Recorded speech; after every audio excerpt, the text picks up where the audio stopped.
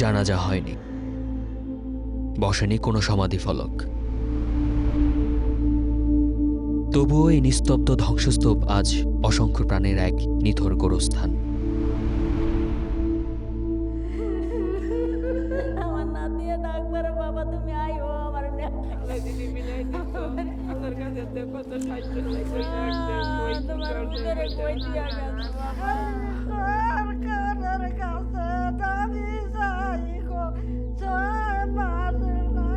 ছাই আর কংক্রিটের এই হাহাকারের নিচে চাপা পড়ে আছে চেনা সব নাম, যাদের হাড়গোড় এমনকি এক টুকরো চিহ্ন খুঁজে পায়নি স্বজনেরা।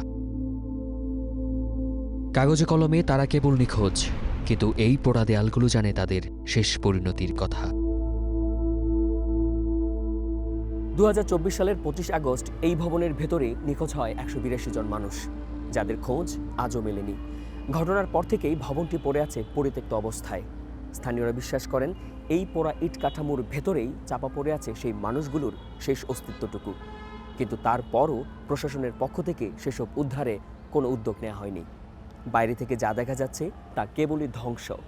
ভেতরে ঠিক কতটা বিভৎসতা অপেক্ষা করছে, কিংবা সেই মানুষগুলোরই বা শেষ পরিণতি কী হয়েছিল, সেটাই দেখব আমরা। তবে তার আগে জানাতে চাই ঘটনার পূর্বাপর।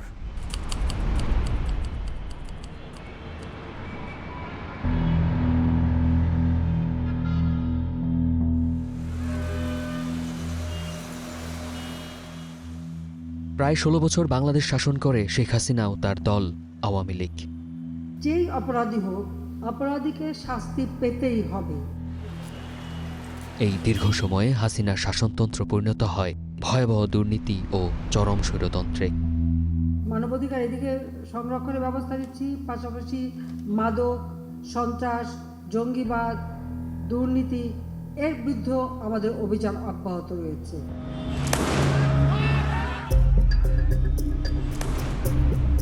গুম খুনের শিকার হন অসংখ্য মানুষ, রাজনৈতিক বিরোধীদের ঠাঁই হয় কারাগারে। সেই পটভূমিতেই 2024 সালের জুলাই মাসে সরকারি চাকরিতে কোটা পুনর্বহালের পর সারা দেশে শুরু হয় তুমুল বিক্ষোভ। টানা 36 দিনের আন্দোলনের মুখে পতন হয় আওয়ামী লীগ সরকারের। অন্যরকম ইতিহাস রচিত হলো বাংলাদেশে। কিন্তু তবুও ক্ষোভ থামেনি। সারা দেশে আগুন দেয়া হয় আওয়ামী লীগের মন্ত্রী, এমপির বাড়িঘর সহ বিভিন্ন স্থাপনায়। সেই একই ক্ষোভে 2 দফা আগুনে জ্বলে আওয়ামী লীগের পাট ও বস্ত্রমন্ত্রী গোলাম দস্তগীরের এই কারখানা।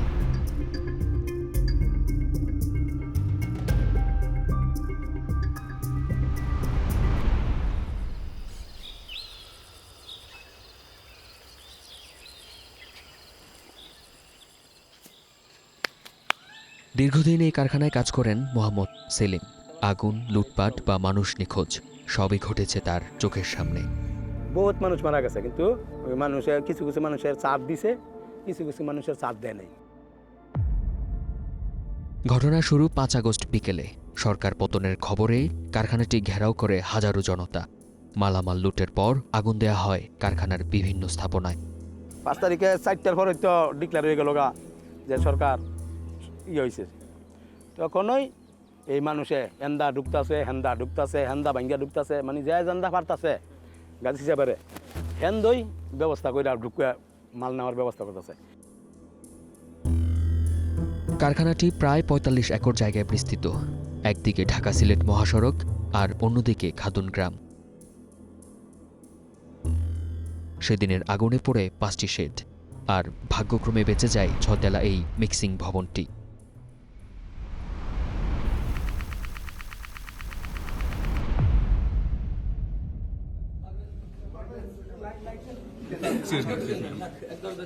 রূপগঞ্জ থানায় বৈষম্যবিরোধী ছাত্র আন্দোলনে এক শিক্ষার্থী হত্যা মামলায় ঢাকা থেকে গ্রেপ্তার হন গোলাম দস্তগীর গাজী। এই খবরে আবারও উত্তাল রূপগঞ্জ। গোলাম দস্তগীরের বিচার দাবিতে শুরু হয় বিক্ষোভ। দ্বিতীয় দফায় কারখানাটি ঘেরাও করে বিক্ষুব্ধ জনতা। এবার মালামাল লুটের পর আগুন দেওয়া হয় 6 তলা এই মিক্সিং ভবনে। মুহূর্তেই আগুনের লেলিহান শিখা ছড়িয়ে পড়ে পুরো ভবনে।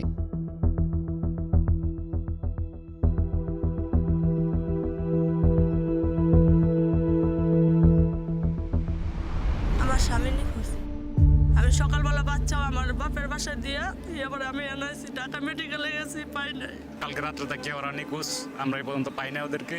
আমার স্বামী এই জায়গায় আসছে 8:30 বাজে, আসার পরে থেকে আর পাই না। প্রায় 32 ঘন্টা পর নিয়ন্ত্রণে আসে আগুন, সেই সঙ্গে স্বজনদের কান্নায় ভারী চারপাশ। এই ঘটনায় তদন্ত কমিটি গঠন করে সরকার।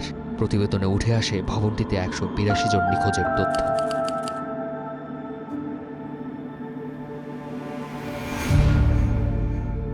সেই থেকে স্বজনদের কাছে পরিত্যক্ত এই ভবনটি ইটপাথরের জীবন্ত এক কবর। আমি এখন আছি গাজী টায়ার্স কারখানার সামনে। আমার পেছনের এই ফটক পেরিয়ে একটু সামনে এগুলেই রহস্যঘেরা সেই ভবন, যেখানে হারিয়ে গেছে 182টি প্রাণ। আমরা এখন ভবনটিতে প্রবেশ করব। আমরা দেখতে চাই সেদিন ভবনটির ভেতর কি হয়েছিল, আর মানুষগুলো বাই হারিয়ে গেল কোথায়। তবে ফটকে যেতেই নিরাপত্তা কর্মীর বিপত্তির মুখে পড়তে হয়। ভেতরে ঢোকা যাবে না, সাংবাদিক বলেছেন? হ্যাঁ বলছি, পরে কি বলে? ভিতরে ঢোকা যাইবে।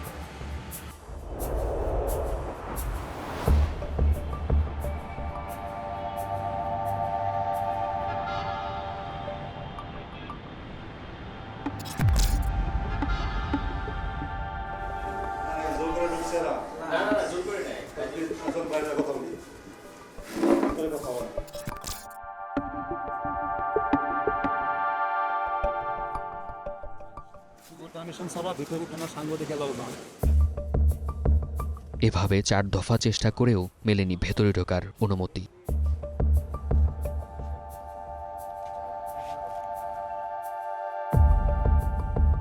এই লুকোচুরি আমাদের সন্দেহকে আরও উস্কে দেয়। তবে কি ভেতরে কোনো বীভৎস সত্যকে আড়াল করতে চাইছে কারখানা কর্তৃপক্ষ? বাধার দেয়াল যত চওড়া হলো, আমাদের কৌতূহল বাড়ল ততখানি।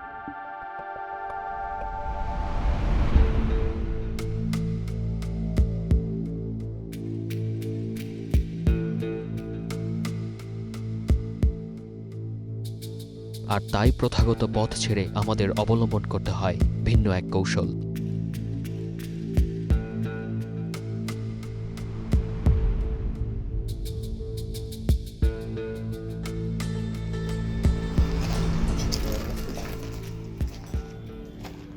আমরা এখন সেই মৃত্যুপুরীর হৃৎপিণ্ডে। প্রতিটি পা ফেলতেই মনে হচ্ছে ইতিহাসের কোনো এক বীভৎস কালো অধ্যায়ে ঢুকে পড়েছি। চারদিকে শুধু হাহাকার।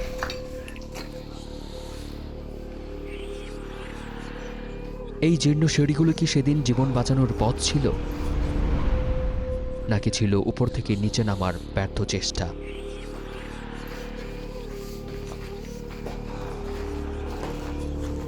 আমরা যত ভেতরে যাচ্ছি, রহস্যের জাল যেন ততই জটিল হচ্ছে।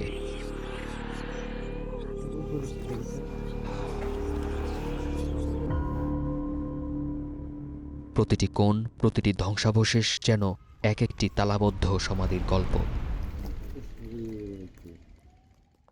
কিন্তু হঠাৎ থমকে যেতে হয় আমাদের। ছায়ের স্তূপ আর নিস্তব্ধতা চিড়ে বেরিয়ে এলো এক অকাট্য প্রমাণ। কোনো এক অভাগা প্রাণের শেষ অস্তিত্ব। শুধু এখানে নয়, পুরো ভবন জুড়ে ছড়িয়ে আছে মানুষের উপস্থিতির এমন আরও নিদারুণ চিহ্ন। কিন্তু এই হাড়গুলো কি আসলেই মানুষের, নাকি 182টি প্রাণের নিখোঁজ হওয়ার এই রহস্য কেবলই ধোঁয়াশা? সত্যের মুখোমুখি হতে আমরা সরাসরি দ্বারস্থ হই এই বিশেষজ্ঞ চিকিৎসকের। এটা অ্যাবসলিউটলি একটা মানুষের স্ট্রাকচার। মূলত আমরা ডাক্তারি পরিভাষায় এটাকে বলি পেলভিস এবং হিপ জয়েন্ট, এ দুটো মিলেই এখানে আমি হাড়গুলো দেখতে পাচ্ছি। এইটা এবং এটা, এ দুটো মিলে আমাদের স্যাক্রাম নামে একটা হাড্ডি আছে, আমি একটু আপনাকে দেখাবো অন্য একটা ছবিতে। সেটারই দুটো পার্ট এখানে আমরা দেখতে পাচ্ছি। আর এই যে বড় যেটা দেখতে পাচ্ছেন, এটা আসলে আমাদের থাই বা রানের হাড্ডি। আর এইটাও আমাদের পেলভিসেরই আরেকটা পার্ট। এরকম খণ্ড খণ্ড অনেক কিছু এখানে আছে। চিকিৎসকের এই বক্তব্যই আজ অকাট্য প্রমাণ। গাজী টায়ার্সের এই ভবনটি স্রেফ পরিত্যক্ত কারখানা নয়, এটি এক জীবন্ত গোরস্থান।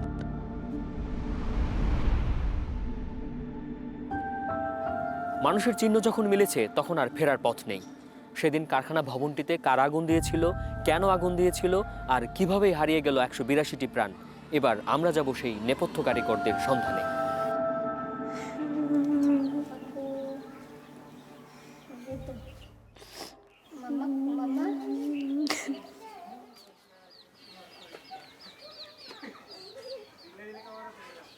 অনেকের মতো সেদিন কারখানায় গিয়েছিলেন নুরুন্নাহারের 2 ছেলে ও এক জামাতা, কিন্তু আজও তাদের খোঁজ মেলেনি। 4 জন একটা অটোটা গেছে এনে একটা টাওয়ার আছে খাদুনের এনো টাওয়ার এনে গেছে। পরে যারা যারা গাজীর মেলেও গেছিল এরা বলতেছে 2 জনে, ওই সাদাত ভাই, সাব্বির ভাই, তোমরা যাইও না, আমরা সেই জায়গাতে আসছি, আগুন লাগাই দিছি।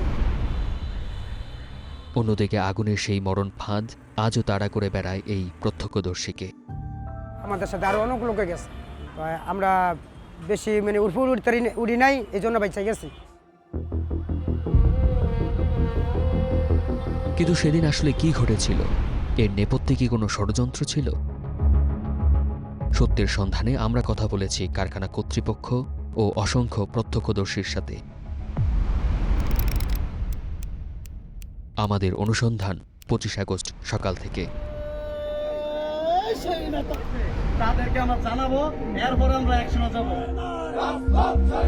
তারাবো পৌর স্বেচ্ছাসেবক দলের যুগ্ম আহ্বায়ক রায়হান মীর। এলাকায় তিনি বিএনপির একজন প্রভাবশালী নেতা হিসেবে পরিচিত।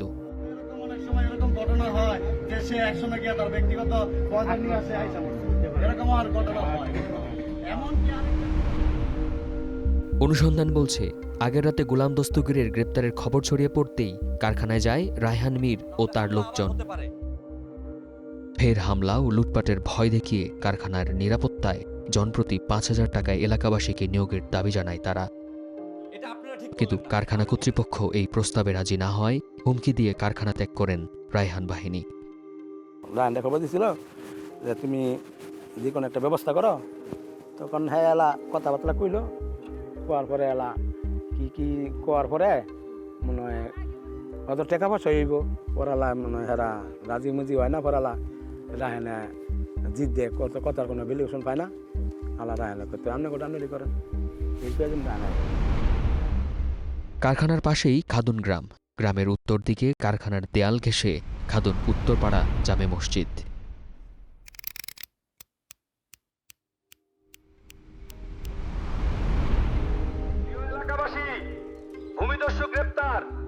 রায়হানরা বেরিয়ে যাওয়ার কিছুক্ষণ পরেই সেই মসজিদের মাইকে ভেসে আসে গোলাম দস্তগীর গাজীর গ্রেপ্তারের খবর। দস্তগীরের সাথে জমি নিয়ে বিরোধ আছে এমন ব্যক্তিদের ডাকা হয় রূপসী মোড়ে। ঘটনার সত্যতা জানতে আমরা কথা বলি সেই মসজিদের দায়িত্বে থাকা ইমামের সঙ্গে।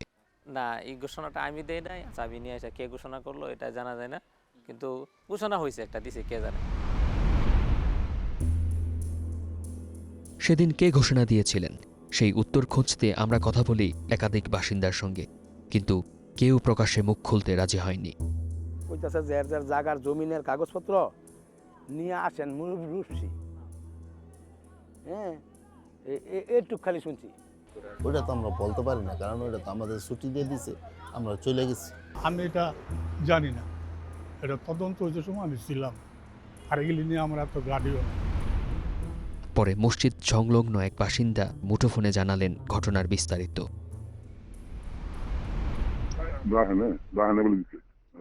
ঘোষণা দিছে জায়গা সম্পত্তির কাগজ নিয়ে রূপসী আসেন, আমরা দেখব।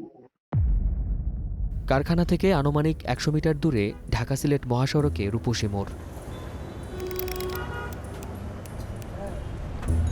ঘোষণার পরপরই রূপসী মোড়ে মানুষের ঢল নামে। একই সঙ্গে আনন্দ মিছিল করে স্থানীয় বিএনপির একটি পক্ষ। এলাকাবাসী অনেকে আইসা কারো খুশিতে চোখ দিয়ে কান্না আসছে, কেউ খুশিতে মিষ্টি খাওয়া দিচ্ছে, তারাই মিছিল দিচ্ছে। আমাদের সৌভাগ্য হয়েছে তাদের মিছিলের সাথে আমরা শরিক হইয়া তাদের যে মিছিলটা আমরা একটু বড় সারি করতে পারছি।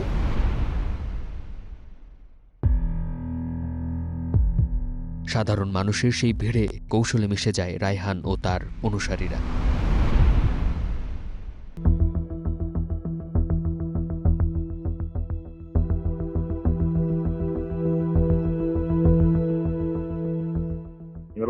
দল লইয়া এদের সাথে যোগ দিছে, দিয়ে এদেরকে কি বলতে না বলতে সবগুলো একসাথে আইসা আবার হামলা।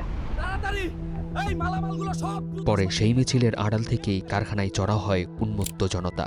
শুরু হয় নির্বিচার লুটপাট।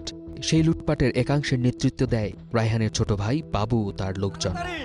এইগুলো সব ট্রাকে ভরুন, ধরুন সাবধানে, অনেক ভারী।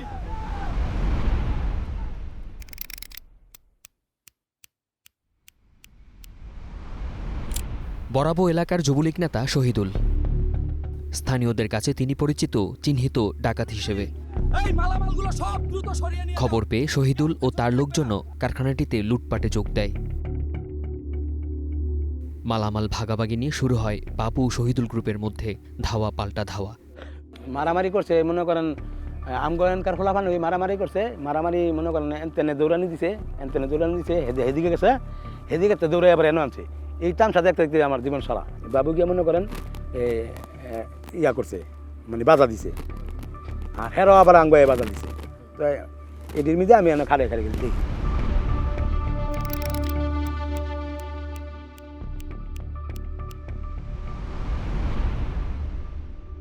এই সংঘর্ষের খবর ছড়িয়ে পড়লে লুটপাটে যোগ দেয় স্থানীয় আরও কয়েকশো বাসিন্দা। মুহূর্তেই লুটপাটকারীরা ছড়িয়ে পড়ে কারখানা ভবনের প্রতিটি তলায়। এদিকে মালামাল দখল নিয়ে ভবনের ভেতরেও চলতে থাকে বাবু শহীদুল গ্রুপের সংঘর্ষ। সংঘাত আর লুটপাটের চরম উত্তেজনার মধ্যেই ঘটে এক বীভৎস ঘটনা। ভবনটির কোলাপসিবল গেটে তালা দিয়ে আগুন ধরিয়ে দেয় একটি পক্ষ।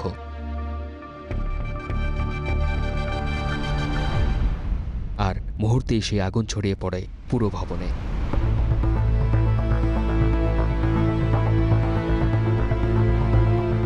আর তাতেই ভেতরে আটকা পড়ে নিখোঁজ হয় অসংখ্য মানুষ, যাদের মধ্য থেকে পরবর্তীতে 182 জনের একটি তালিকা প্রকাশ করে প্রশাসন। ঠিক কোন পক্ষ সেদিন ভবনটিতে আগুন দিয়েছিলেন তা আমরা নিশ্চিত হতে পারিনি। তবে বাবু শহীদুল গ্রুপের মধ্যে সংঘর্ষ এবং সেখান থেকে অগ্নিকাণ্ডের সূত্রপাতের কথা নিশ্চিত করেছেন একাধিক প্রত্যক্ষদর্শী। ওই যে আমি কয়েক দিন একবার শহীদুল গ্রুপ লাগাইছি, একবার কহি গ্রুপে লাগাইছি, বাবু গ্রুপ করতেছে একবারে, একজনে করতেছে শহীদুল গ্রুপ। মাল নিয়ে ভিতরে গন্ডগোল লাগছে, উপায় একটু আমার উপায় না, এখানে আমার কত দিতে হবে, এগুলো নিয়ে লাগছে, লাগিয়ে দুই পার্টি গন্ডগোল লেগে ওখানে মারামারিও হয়েছে ভিতরে। পরে এক পার্টি বাইরে চলে আসছে, বাইরে এসে সিঁড়ির গেটের তালা দিয়ে এরপর ভিতরে আগুন ধরে।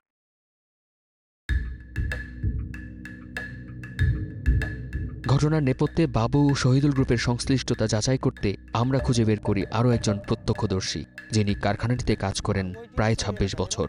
ঘটনার শুরু থেকে শেষ পর্যন্ত ছিলেন কারখানার আশপাশে।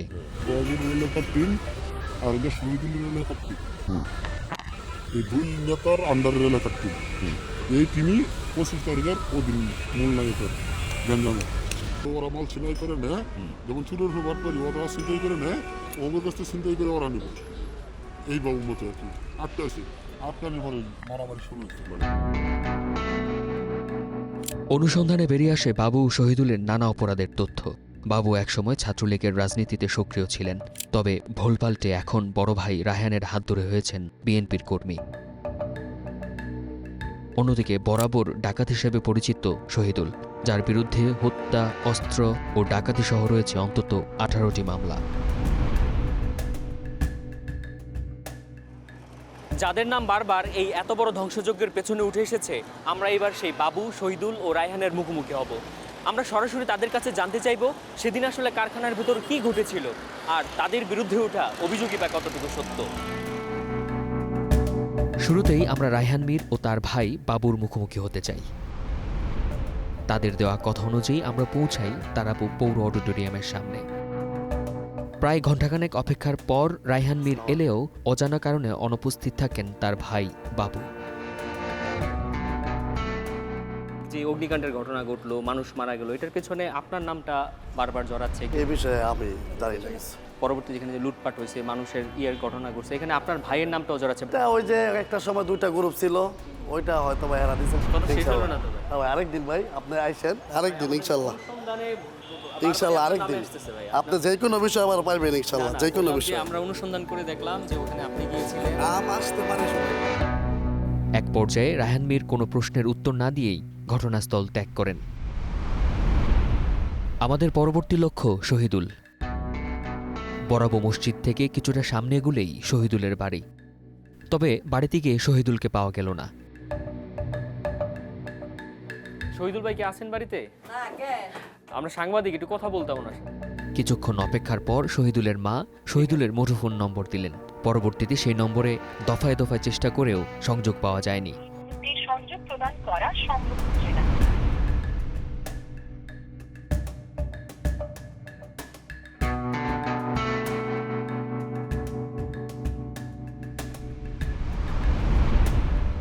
এ ঘটনায় একটি দায়সারা তদন্ত প্রতিবেদন দেয় সরকার, যেখানে 182 জন মানুষ নিখোঁজের তথ্য উল্লেখ থাকলেও গত 1.5 বছরে কোনো ব্যবস্থা নেয়নি রাষ্ট্র।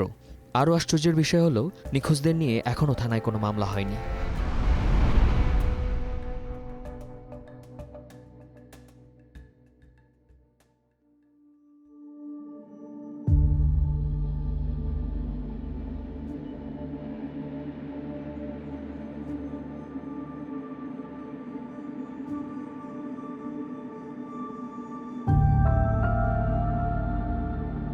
দেখতে আই আর ফিরে বাসায় যায় না, বন্ধুরা যায় না, ছেলেও যায় না। লাশ দোক না আমার পোলা দোক, এই দুই চাবি দাবি। আমি আর কোনো কিছু চাই না। যে ছেলে গেছে, এই ছেলে খাওয়াইছে স্বামী হারা, এই সন্তানই খাওয়াইছে, সন্তানও নাই। অনেকের মুখ বড় মনে ঘুরে আর খাই। ভয় লাগছে, ভয় লাগা পরে আমি আল্লাহ জীবনে আল্লাহ এমন জায়গা থেকে আমার নাশ।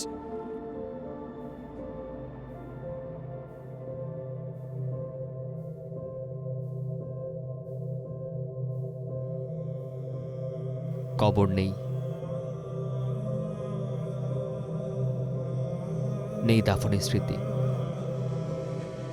বাবা একটু দয়া করো, আল্লাহর দিকে চাই, আমি একটু যাইতে দেব। সন্তান গেলি তো এই জায়গায় একটু হারান গেছে। অপেক্ষা আর কান্নাই এই স্বজনদের শেষ ভরসা।